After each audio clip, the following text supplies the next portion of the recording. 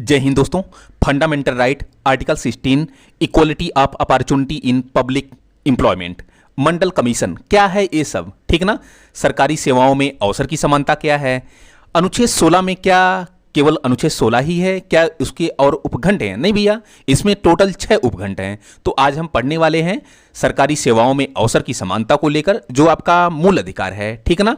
तो जानेंगे कि अनुच्छेद 16 1 में क्या है, 2 में क्या है, ऐसे 6 तक हम उसके उपखंडों को पढ़ेंगे। उपखंड में भी कई उपखंड जुड़े हैं, इसको भी पढ़ेंगे। इसके अलावा दोस्तों यह भी बताते चलूं कि अनुच्छेद 340 क्या है, अनुच्छेद 335 क्या है, अच्छा मंडल कमीशन क्या है, ठीक ना। क्रीमी लेयर क्या होता है, ठीक ना दोस्तों। या फिर 81वां संविधान संशोधन, 77वां संविधान संशोधन, 85वां संविधान संशोधन, ये सब सारी चीजें किस प्रकार आरक्षण से जुड़ी हुई हैं, या फिर प्रमोशन को लेकर आरक्षण किस प्रकार इस आर्टिकल 16 से जुड़ा हुआ है, ये सब सारी चीजें आज हम लोग देखने वाले हैं। तो मेरा नाम है नवीन कुमार। फंडामेंटल राइट का ये पार्ट नंबर 4 होगा।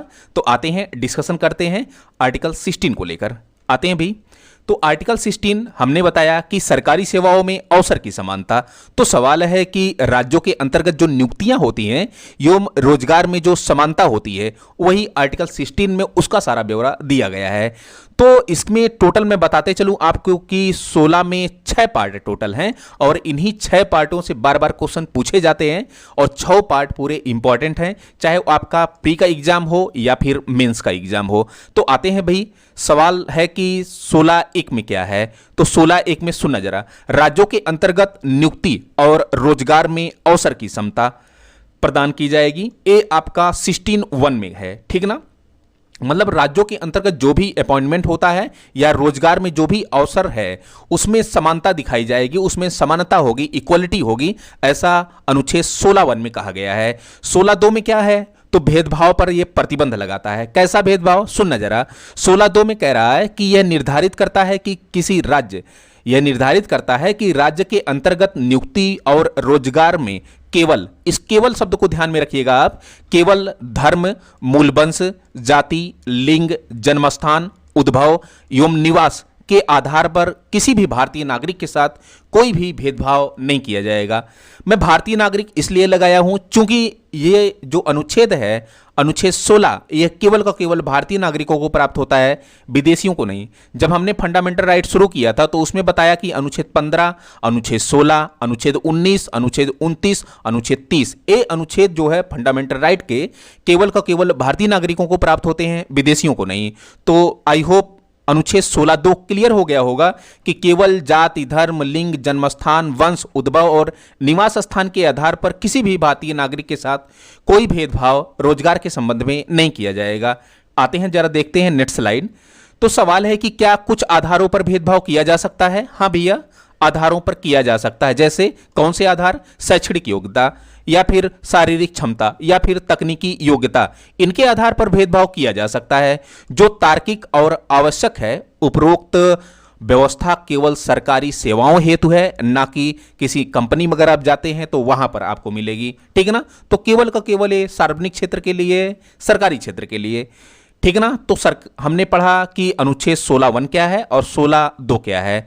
16 3 क्या है, तो निवास के आधार पर कुछ भेदभाव किया जाता है, ऐसा प्रावधान 16 3 में किया गया है। तो आते हैं जरा देखते हैं भी कि आजादी के बाद देश में क्षेत्रीय विषमताएं विद्यमान थीं, जिनको ध्यान में रखते हुए संसद को यह अधिकार दिया गया, ठीक है ना, कि भाई राज्य विशेष को यह अधिकार दे सकती है संसद कि राज्य अपने राज्य के भीतर सरकारी सेवाओं में अपने निवासियों के लिए वो प्राथमिकता दे सकती है। मतलब मान लीजिए कि अपना यूपी है और यूपी जो है यूपी SSS की वैकेंसी निकालती है, और यूपी SSS के वैकेंसी में टोटल केवल का केवल जो यूपी में निवास कर रहे हैं उन निवासियों को ही केवल का केवल आरक्षण देती है, और किसी को यहां पर रोजगार का प्रावधान नहीं करती है। तो ऐसी परमिट हमको संसद से प्राप्त होगी, सो यूपी सरकार कर पाएगी, नहीं तो नहीं कर पाएगी। तो कुल मिला जुलाकर अगर राज्य विशेष को कोई अलग से विधि बनाकर संसद यह अधिकार दे देती है तो राज्य अपने लिए, अपने निवासियों के लिए यह प्राथमिकता रोजगार के संबंध में दे सकते हैं, अन्यथा अदरवाइज नहीं दे सकते हैं। तो ये आपका 16(3) है, निवास के आधार पर भेदभाव किया जा सकता है। आते हैं भी थोड़ा सा देखते हैं कि अतः जब भर्ती प्रक्रियाओं में निवास की शर्त लगाई जा सकती है, परंतु तभी हो सकता है जब संसद के द्वारा यह विधि निर्माण किया गया हो, ठीक है ना, क्योंकि राज्य विधानसभाओं को यह अधिकार नहीं है कि राज्य विधानसभाएं विधि का निर्माण करके वह अपने निवासियों को केवल का केवल यह प्राथमिकता प्रदान करें, ऐसा नहीं है, ठीक ना भैया।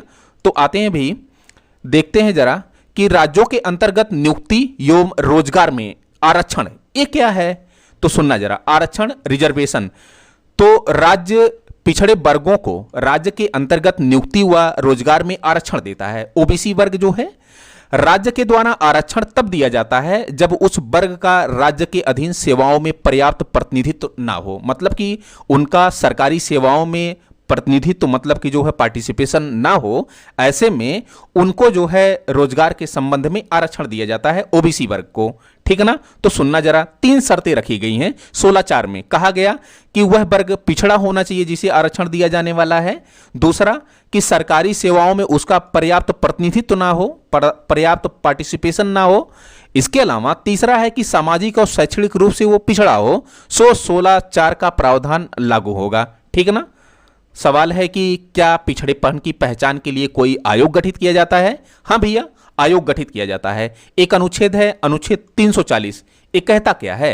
अनुच्छेद 340 सीधा सा कहता है कि राष्ट्रपति को यह अधिकार है कि एक आयोग गठित करेगा और यह आयोग पहचान करेगा कि उस राज्य क्षेत्र के भीतर कौन सामाजिक और शैक्षणिक रूप से पिछड़ा हुआ वर्ग है, फिर उसको जो है आरक्षण दिया जाएगा। तो सुनना जरा, अनुच्छेद 340 के अंतर्गत राष्ट्रपति को यह अधिकार है कि वह सामाजिक और शैक्षणिक दृष्टि से पिछड़े वर्गों की दशाओं की जानकारी एवं उनकी समस्याओं को दूर करने के लिए एक आयोग नियुक्त करता है, ठीक ना। फिर अनुच्छेद 16(4) या संविधान के किसी भाग में पिछड़ेपन को परिभाषित नहीं किया गया है, अतः इनकी पहचान में बार बार समस्याएं भी आती हैं। काका कालेलकर आयोग, सुनना जरा, 1953 में आजादी के बाद पहली बार ऐसा आयोग गठित किया गया था ओबीसी की पहचान करने के लिए कि वाकई कौन समाज में एक शैक्षणिक और सामाजिक रूप से पिछड़ा वर्ग है, उसकी पहचान किस प्रकार की जाए। ऐसे में एक काका कालेलकर आयोग गठित किया गया। तो स्वतंत्रता के बाद पिछड़े वर्गों की पहचान के लिए भारत में काका कालेलकर आयोग की स्थापना हुई। हालांकि आयोग अंतिम निष्कर्ष पर नहीं पहुंच सका, लेकिन पिछड़े वर्गों के लोग कौन हैं इसके अनुसार कुछ अपनी बातों को यह कह रहा है। आयोग क्या कह रहा है कि केवल जाति को पिछड़ेपन का आधार नहीं माना जा सकता, मतलब कि ऐसा नहीं कि जो ओबीसी में जितने भी इतने समय वर्ग हैं सारे लोग जो है पिछड़े हैं, ठीक है ना। तो जातिगत आधार पे किसी को पिछड़ापन का आधार नहीं माना जा सकता, काका कालेलकर आयोग ने कहा। फिर कहा इसने कि सभी महिलाओं को पिछड़े वर्गों में शामिल करने की इसने सिफारिश की। सरकार ने इसकी सिफारिशों को अस्वीकार भी कर दिया। एक बहुत कुछ खास नहीं दे पाया यह आयोग। फिर उसके बाद मंडल आयोग आता है। सुनना जरा, मंडल आयोग काफी ज्यादा इंपॉर्टेंट है। तो मंडल आयोग ने पिछड़े वर्गों की पहचान के लिए निम्नलिखित संकेतकों का प्रयोग किया, जैसे सामाजिक, जैसे शैक्षणिक और आर्थिक। सुनना जरा, इसका अर्थ है कि पिछड़ी जातियां ही पिछड़े वर्गों में सम्मिलित की जा सकती हैं और अगड़ी जातियों के लोग अगड़े वर्गों में सम्मिलित किए जा सकते हैं। जो मंडल आयोग था, मंडल आयोग का मानना था कि जो ओबीसी वर्ग है इसमें जो भी जातियां आती हैं यही जातियां ही ओबीसी वर्ग में सम्मिलित की जाएंगी, पिछड़े वर्गों में सम्मिलित की जाएंगी, और जो अगड़ी जातियां हैं ये अगड़े वर्गों में सम्मिलित की जाएं। वर्ष 1990 में सरकार ने मंडल आयोग के निर्णयों को लागू कर दिया, जाति को ही सामाजिक और शैक्षणिक पिछड़ेपन का आधार माना, ठीक है ना, मंडल आयोग की सिफारिश पर। फिर सरकार ने अपने निर्णयों में ओबीसी को 27% आरक्षण देने की भी घोषणा कर दी, जिसका अन्य वर्गों पर थोड़ा सा विरोध हुआ, नकारात्मक प्रभाव पड़ा और उन्होंने अन्य वर्गों ने विरोध इसका किया। कैसे, सुनना जरा। अच्छा, जैसे ही ओबीसी को 27% आरक्षण दे दिया जाता है, फिर जो है 1991 में नरसिम्हा राव की सरकार ने क्या किया कि ऊंची जातियों की जो लोग हैं, इतने समय जो ईडब्ल्यूएस है, ईडब्ल्यूएस जैसा ही प्रावधान तब 1951 में नरसिम्हा राव की सरकार ने 10% आरक्षण अलग से दे दिया था।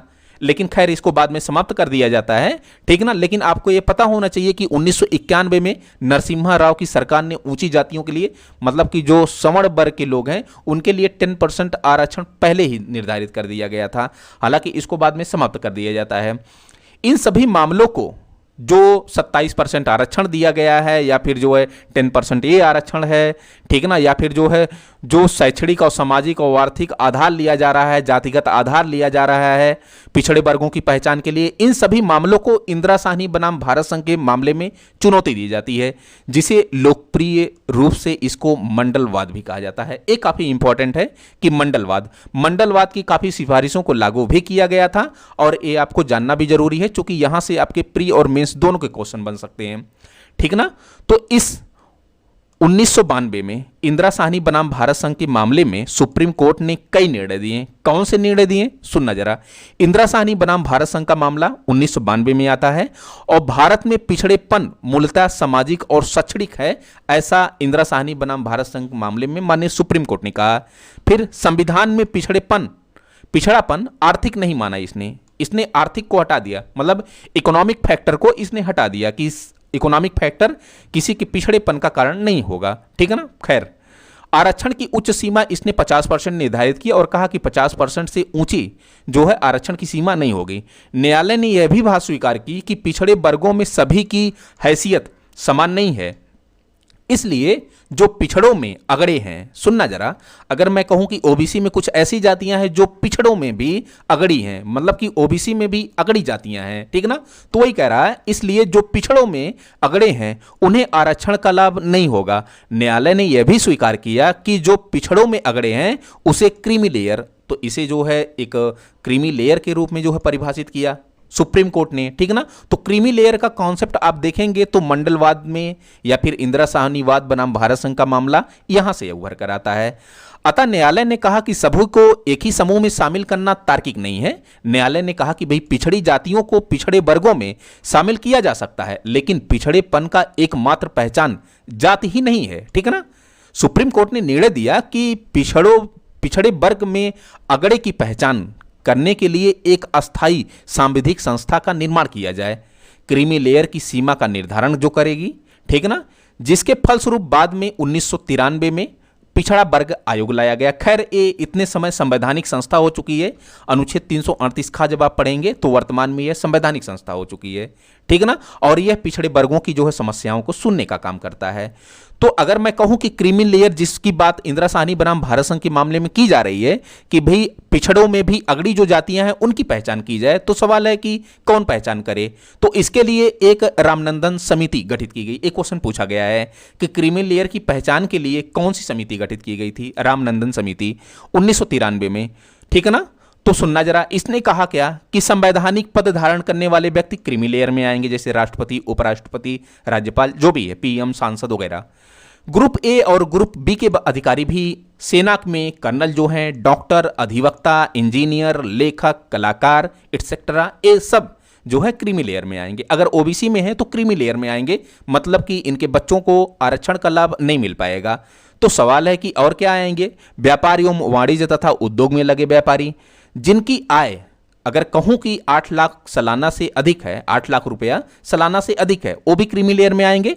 शहरी क्षेत्रों में भवन हो, एक निश्चित सीमा से अधिक उनके पास भूमि हो, तो वह ये सब सारे लोग क्रीमी लेयर में आएंगे। लेकिन आप देखते होंगे कि कुछ करप्शन या कुछ जो है जातिगत व्यवस्थाओं या अनदर जो है दुरुपयोगों के कारण इनकी अच्छे से पहचान नहीं हो पाती है, इसलिए जिनको वाकई आरक्षण का लाभ मिलना चाहिए उनको नहीं मिल पाता, और जिनको नहीं मिलना चाहिए उनको मिल जाता है, ठीक है ना। खैर ये समस्या अभी बनी हुई है। तो सवाल है कि 335 अनुच्छेद क्या है। तो आरक्षण को जब प्रदान किया जाता है तो 335 का अनुच्छेद यह कहता है कि भैया आरक्षण को प्रदान किया जाए, लेकिन दक्षता सेवाओं में और कुशलता ये दोनों बनाकर रखा जाए, ठीक ना। इसी को ध्यान में रखते हुए इंदिरा साहनीवाद में ही सुप्रीम कोर्ट ने कहा कि नहीं, जो प्रोन्नति मतलब कि जो प्रमोशन में आरक्षण है उसको असंवैधानिक घोषित कर दिया। इसने कहा कि नहीं, जो प्रमोशन में आरक्षण होगा ये ठीक नहीं है, इसको हम असंवैधानिक घोषित करते हैं, और कहा कि आरक्षण आरंभिक नियुक्ति में लागू होना चाहिए, प्रमोशन में नहीं लागू होना चाहिए, ये इंदिरा साहनीवाद में कहा गया। खैर, इसी के मामले को सुप्रीम कोर्ट संसद ने पलट दिया और संसद ने क्या कहा? संसद ने कहा कि भाई 77वां संविधान संशोधन 1995 लाई और इसके माध्यम से एक अनुच्छेद जोड़ा गया, अनुच्छेद 16(4) का। क्या कहा गया? इसमें कहा गया कि राज्यों को यह शक्ति दी जाती है 16(4) का में कि अनुसूचित जाति और अनुसूचित जनजाति मतलब एससी और एसटी के लिए प्रमोशन में आरक्षण की व्यवस्था कर सकता है राज्य अगर चाहे तो, ठीक ना। ऐसा कुछ जो है 77वां संविधान संशोधन 1995 के माध्यम से किया गया, एससी और एसटी के लिए प्रमोशन में आरक्षण। फिर 81वां संविधान संशोधन 2002 लाया गया और 81वां संविधान संशोधन अधिनियम 2002 के माध्यम से फिर इसमें अनुच्छेद 16(4) खा जोड़ा गया। ये भी थोड़ा सा इंपॉर्टेंट है, कैरी फॉरवर्ड रूल। इसको आप मेंस में काफी ज्यादा यूज कर सकते हैं, अग्रनयन का नियम या अग्रनयन का सिद्धांत कहलाता है। तो सेवाओं में आरक्षण को मान्यता प्रदान करता है यह। इसके अनुसार, ठीक ना, यदि